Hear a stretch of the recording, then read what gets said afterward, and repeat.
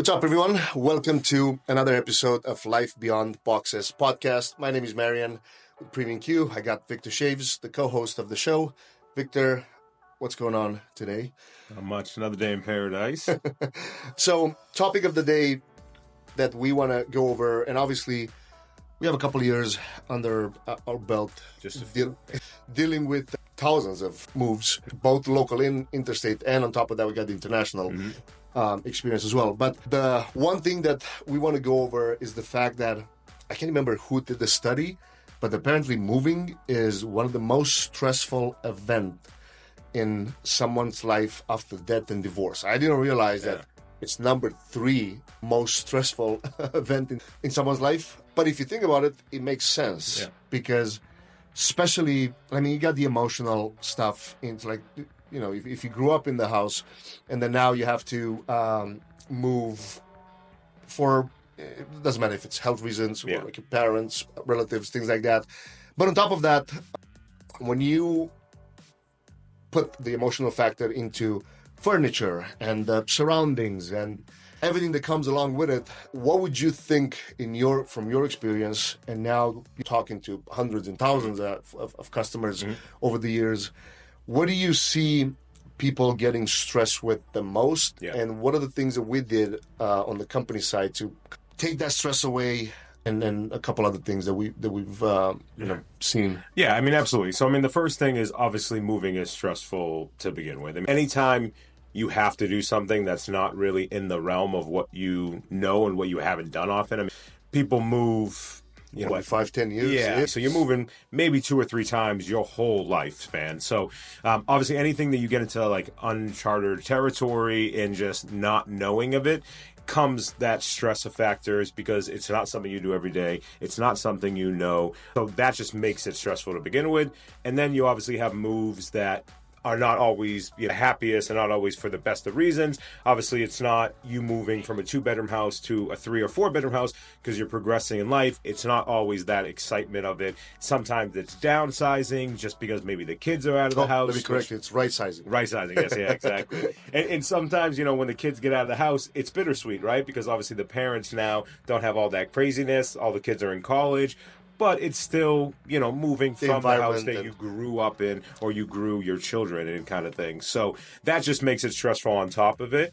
But the biggest thing that we feel like people get stressed out the most of it is just the uncertainty of it. Obviously not knowing how everything is going to work out, not knowing who's going to move your furniture, how they're going to move your furniture. You're trusting a moving company to load all of your stuff in a truck. And a lot of times on the bigger moves, it's not getting delivered right away. It might need storage. It might just be that big of a job that we have to deliver it the next day. So you're trusting a moving company, people that you don't really know, that you probably haven't met before, to load the truck and then go, hey, listen, we'll see you tomorrow with your whole life in the back of our truck. So it's really the uncertainty that I think brings the most stress to people.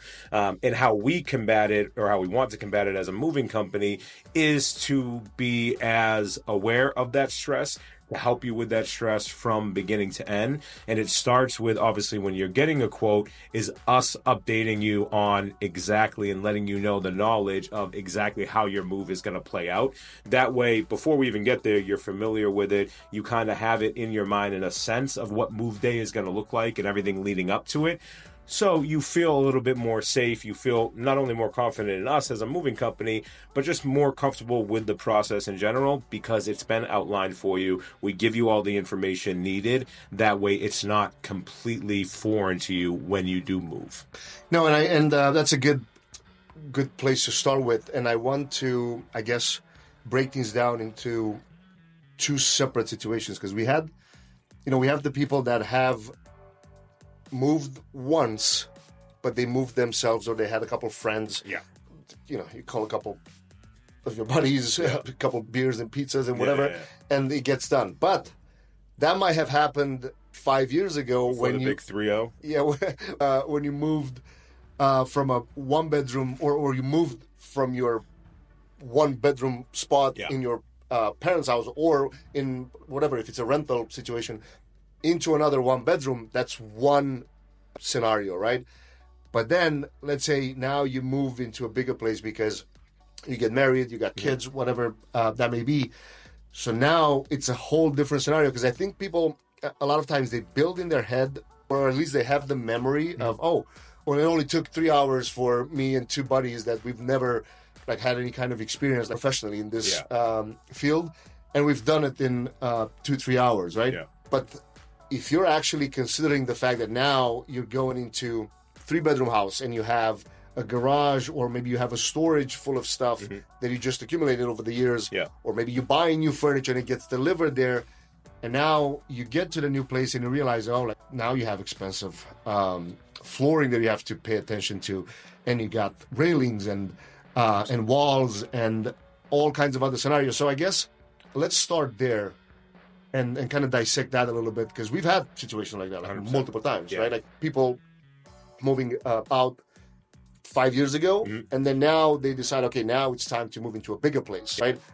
So let's maybe go into a couple of scenarios that you've yeah, I mean, I think it's natural when you start looking for moving, especially when you buy a house and you're moving to the house, when you're looking at the moving, kind of cost and just the moving, kind of process in general, your mind automatically goes back to the last time that you moved. So it might be 5 years ago when you moved to the 2-bedroom apartment, when you and your significant other got a joint place. And, you're remembering, I really only had a bed, a nightstand, a dresser. And me and my buddy did it over a 6-pack in 2 hours. You forget that your mind automatically goes back to that amount of furniture, but you forget, maybe what your significant other brought. Okay, yeah, she brought that sectional couch. 6 months later, I think we bought a TV stand. Oh yeah, and then that old TV stand that we had that we were like, we're gonna keep it for the new house. That's in the storage in the basement, and it adds up pretty quickly. I think it's default that human nature, your mind just goes to the last time you dealt with that event, but in that meantime, especially if it's been over 5 years, you accumulate a lot of stuff, even if it's just miscellaneous stuff that goes in boxes. Christmases come up and events come up where you get more glasses, and a lot of times you don't throw stuff away, especially when you're in an apartment, because your mind is, okay, we might not need it now in our apartment, but when you have that bigger house, we could put it in the basement, we could put it in a spare bedroom, and so on. Now you have a dining room. Now you have exactly. So you forget about a lot of the furniture that you have or you've accumulated over the years.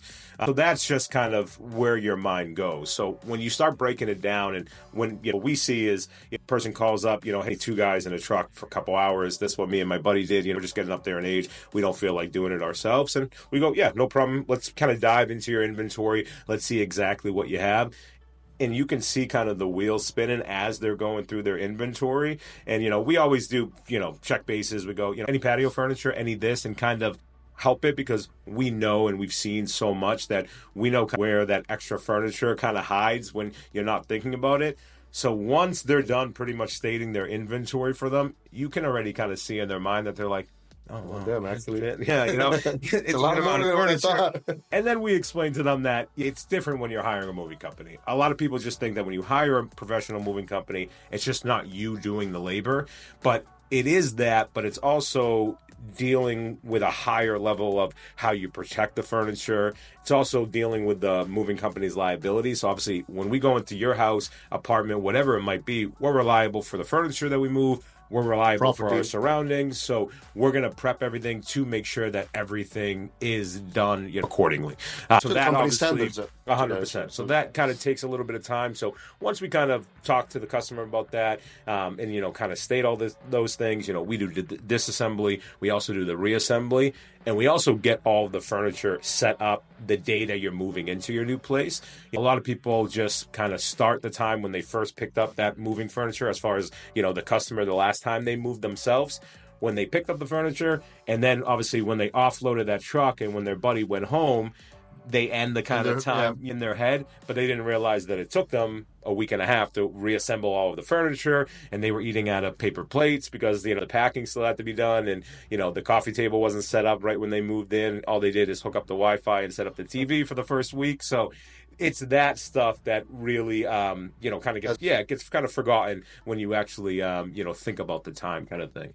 No, and then you made a good point in there. A lot of people kind of and let's be honest, we're not building airplanes, but at the same time we need to make sure that, because we treat a 2-bedroom apartment move almost with the same level of protectiveness Absolutely. as we do a 4-bedroom, garage, 4-bedroom house plus a garage and a patio that it's a 2-truck, 6-man crew, right?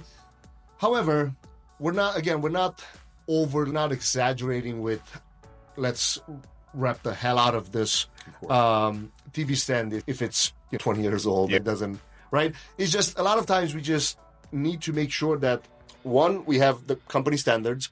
So we need to, like the guys know, like, all right, you're going to have to treat this furniture as is your own. Or in other, actually, scenarios, even better than, than that. Yeah. 2, we're reliable both from a professional level and also from a insurance scenario, right?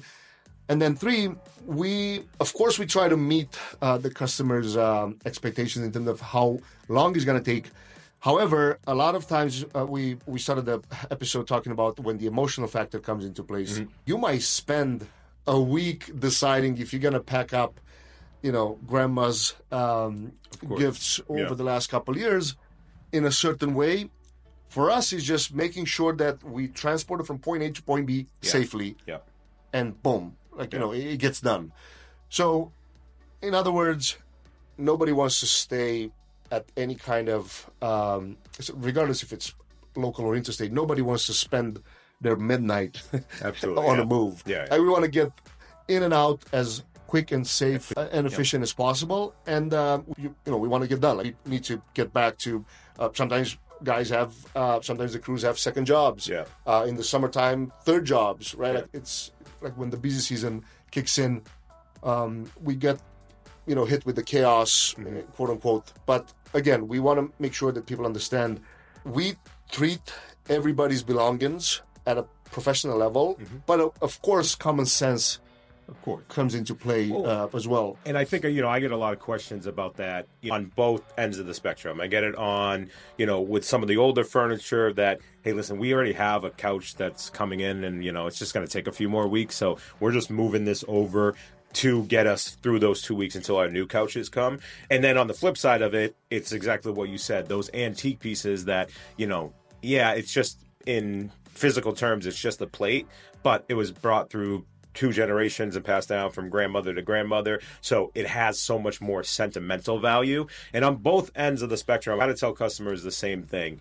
The way that we train our guys, the way that we set up our company, the way that we even charge is all based to be customizable as much as possible. So you do a walkthrough with the guys when you get in the house to show them the lay of the land. It's not only to kind of let them know what they're moving and where they're moving it to. It's also to let them know those kind of things. And a lot of times, if you had the conversation with the salesperson, those are already in the notes. So we'll help the guys kind of put the notes to actually the real context of the house. But it's the same thing. I always tell customers, hey, listen, if there's a piece of furniture that you really don't care about, let the guys know that. Tell them the situation on it. You might need to get a signature from 100%, but they won't spend the extra time wrapping of it because our guys and the way we train is treat everything like you said. No matter if it's a $200 couch to a $20,000 couch, it's protected and wrapped the same way, obviously within reason.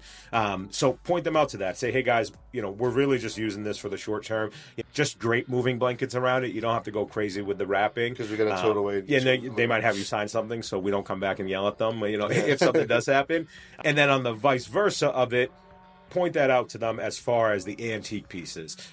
These guys have seen, it's kind of crazy. Some of them will come back with stories, and some of the antiques that they've seen going to so many moves a year is crazy. Stuff from World War II, stuff from even before that, from different countries of, heritage. I mean, it's, crazy what they've seen and what they've packed. So they've seen it all. Tell them about it, and they'll make sure on the, flip end of it that they'll take extra special care. They'll label the box, antique. So no matter who's grabbing it, from who packed it to who's moving it into the new place, they know that it's a specialty item to really, keep sense of. And it's taking that extra, couple minutes to really make sure, a particular piece of antiques are wrapped correctly and handled correctly. That really sets us apart. So it's really that customization and just talking to the guys and, kind of letting them know, you're not only your salesperson, but the movers, when they get there on move day, exactly what you're thinking. That way they can, kind of solve it accordingly. No, that makes a lot of sense. And also I feel like in everything, communication is all. And we teach our guys when they leave point A towards destination, depending, if the customer has a morning spot or an afternoon spot, guys might take a lunch break, right? But if this is your first time, and obviously, clients don't get charged for our guys eating their lunch, but they might stop for half an hour, and of course that's off the bill. However, communication comes into play, and again, sometimes just a simple question might solve it all. Because if this is your first time hiring a moving company and you see the truck living with all like your last 20 years of savings into that truck, and you see it go, and on GPS it should take 20 minutes to get there, let's say give or take another 10-15 minutes, because a truck doesn't maneuver through the streets the same way a car does. We got bridges, especially Boston. We got the store drive stories and whatnot. But point being is, hey guys, we're heading to the destination right now. Apparently GPS says 20 minutes. We're going to see you there in 20-30 minutes. Obviously the team leader will say, well, we're actually stopping for lunch for 15-20 minutes, 30 minutes. Don't worry, you're not getting charged for this. These things. And everything plays a role, right? Everything from making sure that you do mention if you do take a lunch break, both customer standpoint and from our guys' standpoint. Like we always tell them, guys, make sure, like we had situations where customers were calling us kind of freaking out a little bit, like, I don't know where the guys went. We've been here for the last 20 minutes. And it's always, or at least 99.99% of the times, is guys took a break and the communication was missing in between. So there was that link in there. Right? I mean, a lot of things going on, obviously, especially when you're wrapping up with the house that you're moving, whether it's lease and you're returning the keys, or if it's a house and you're maybe getting ready for the walkthrough and just, kind of grabbing those last minute things before you head to the drop off. So sometimes it's just lost in translation. Sometimes maybe the guys just didn't say it kind of clearer or just louder or whatever it might be. But yeah, I mean, you get to your new destination and the truck that you thought should be there at the same time, because it only takes you 20 minutes in a vehicle. Sometimes, they're right around the corner, but we'll get a call saying, actually, more often than not, we'll get a call from them and they'll go, we're at the drop off. We've been here for a couple minutes and we don't. They're pulling up. Never mind. So it's communication, but there's also, even with great communication, there's a lot of things going on when you're moving. So sometimes it's just a hindsight. But that's also why the way that we set up our company is that we don't outsource anything. So everything is in house. So the salesperson that gave you the quote and that you signed the quote with is always there with a phone call. So that's why you'll always reach them. It doesn't take us, a days to get back. If we're not picking up the phone call on the first try, it's because we're on the other line and the guys will call you back right after. So it's being able to get in contact to someone to even remotely ask that question to put your stress at ease, so it's not building up. All of a sudden, you call, you're at the drop off, it's been 20 minutes, you call the office, they don't pick up, you call again, they don't pick up again, another 10 minutes go by, your mind starts going crazy. And, human nature of the mind, you start thinking worst case scenario. Into all kinds of 100%. And on top of that, the whole industry is filled with horror stories of, like, I can we won't name names, but but yeah, we know so many things could go wrong, or like all kinds of scenarios in between. But purpose of the episode is to how to navigate stress and how to try to release as much as possible and make it a smoother experience for our clients, right? So on top of that, you have to also understand that's why you're hiring a company to handle it for you. And then at this point, I want to make sure people understand some people will rather literally just be there for opening the door in the morning, letting the guys know this is what's moving, this is what's staying, this is what's being dumped, this is what's being donated, whatever the situation may be. And then they might say, I'll see you at destination. I don't want to be here because I'm too emotionally involved, or whatever that may be, right? So that's, in my opinion, that's really the way to do it. Now, of course, there are variables in this, depending how big the place is. If you have an actual full-blown, like 4 or 5 bedroom house, you need somebody there, especially at the end of, or closer to the end, to make sure that you check every room, especially in scenarios where you have multiple destinations that you need your stuff Of course, yeah. dropped off, or you have different places that we have to donate, or maybe you have to deliver a couch to your sister. You have to deliver some of the things to Salvation Army or whatever that may be, or to a storage facility, and anything in between. When that's the case, we use stickers, right? I don't want to get too much into that because we have an episode just how to label stuff and how to place these things. But what's your thought on that? So, I mean, I think, and kind of going back to the clientele that, kind of is just there for the beginning and then leaves, middle and then just finishes up the end. A lot of that is our returning clientele. So a lot of that is you had your first move with us. You guys, everything went as great, even bigger than or better than expectations, and then now you're comfortable with the guys. And when you're a returning customer of ours, we try to keep the same crew, or at least the same crew leader on it if possible, and that way it's John again, it's Florin again, it's some of our good crew chiefs that you're seeing for the second or third time.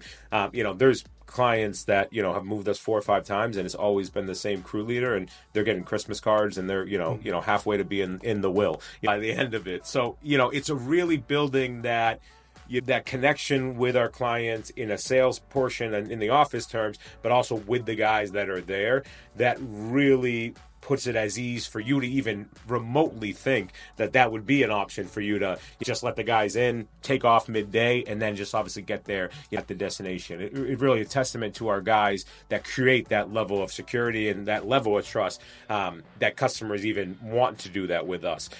So that kind of goes, on with that. But I think throughout it's you're hiring a moving company not only for doing the work and the labor, but to also for their knowledge on how that work and labor should be done. That kind of we've been through this a ton of times, so the thing that you're stressed out about really isn't something that you need to be stressed out about. And let me tell you about a ton of situations that it all worked out. I mean, even on the real estate terms, as far as closings go, there's a lot of things that are coming up, and the real estate agent might call the client when the guys are moving, and there might be a little bit of a wrench in something that it's probably going to iron itself out, but the real estate agent just wants to make the client aware of, and then they start getting stressed out. They might call the office. They might even ask the guys, oh my God, we might not close on the drop off. How is that going to affect anything? And we always tell them, hey, listen, in our experience, really, this is not a huge hiccup. It usually all works itself out, so don't worry about it. But if it does happen, don't worry. We have things in place, overnight hold, storage, the whole 9 yards, that it's not really going to put a huge wrench in your moving plans kind of thing. So it's the knowledge, it's the experience, and it's everything that we practice and preach at Premium Q that you're paying for, alongside of the guys actually just moving your stuff so you don't have to. 100%. And then on top of that, going more deeper into making sure that you're not as stressed out during the process, because for us might be just a 1 or 2 day depending on the entire move time frame.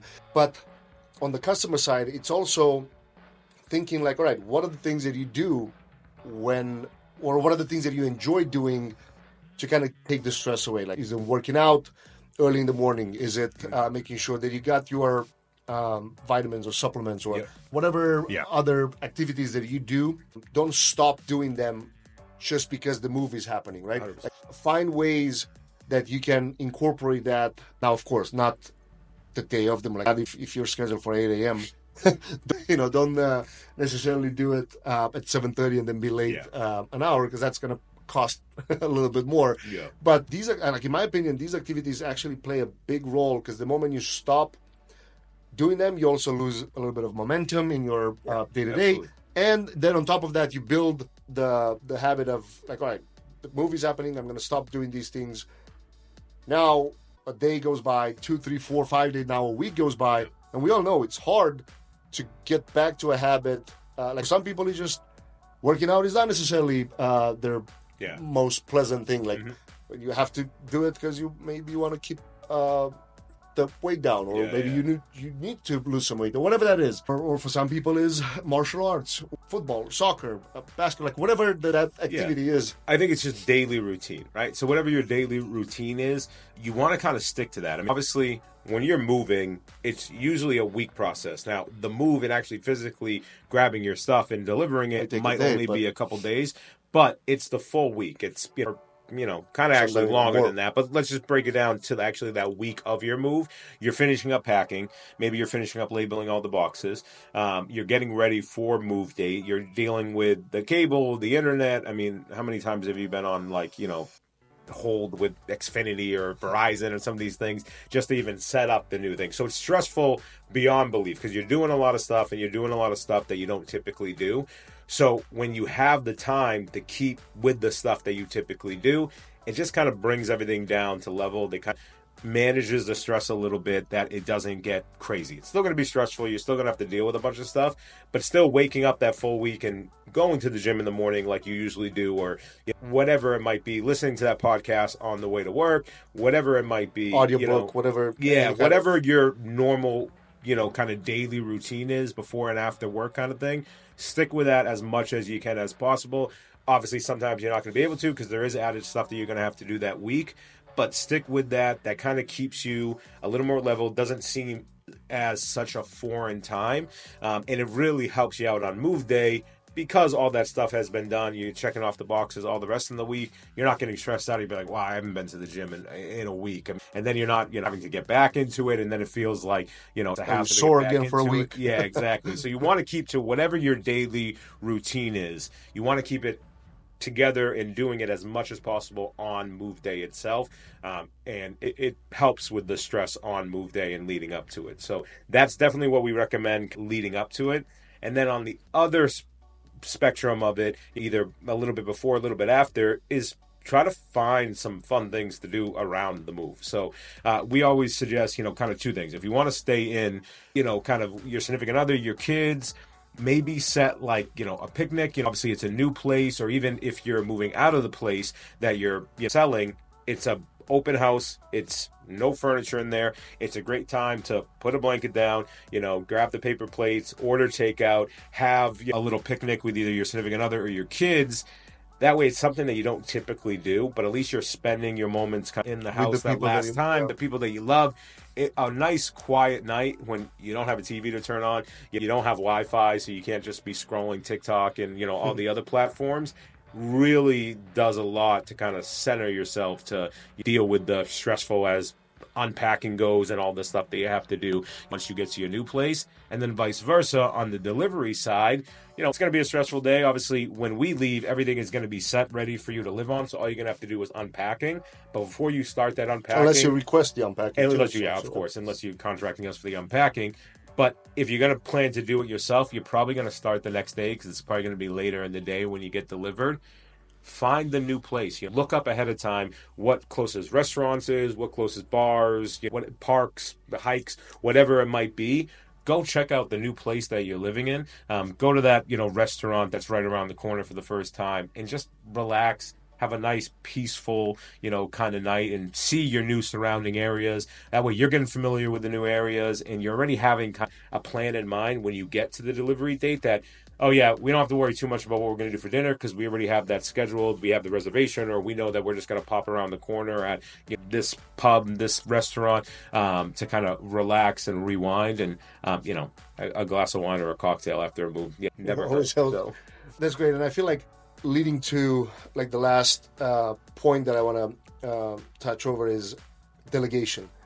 Obviously, hiring a moving company means that you delegate that task to somebody else. However, and I know we talked about this in a couple other episodes, knowing what your time is worth versus doing some tasks that might not make sense for typically in your line of work, depending how much you get paid doing certain things.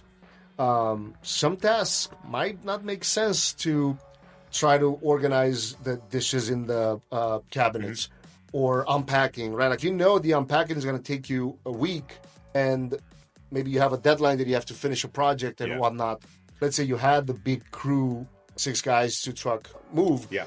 You can have just 1 or 2 guys that would help you. That would help you unpack and even point things out to where do you want your stuff to go. And I know a lot of times we don't mention, I guess, often enough that we are the white glove type of service for the people that need it, right? So I guess it's knowing what things make sense, what tasks make sense to be handled by you, versus just delegate it to somebody else that, like, the time that the amount of money that you pay for, that is just saving you time, is saving you the mental stress that goes into it.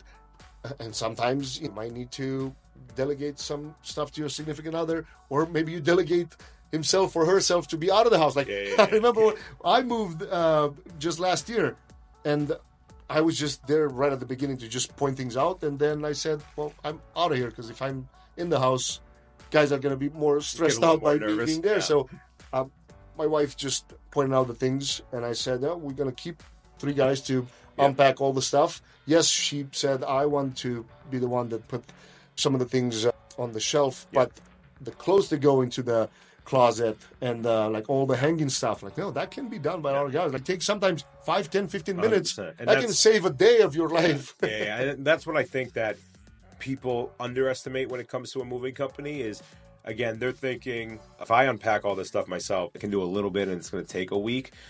So a moving company can do it maybe in half that time. So I'm not going to pay for 3 days, but it's such a quick process sometimes when you have the guys on it. So it can be literally just a couple hours. And I think people don't always think that.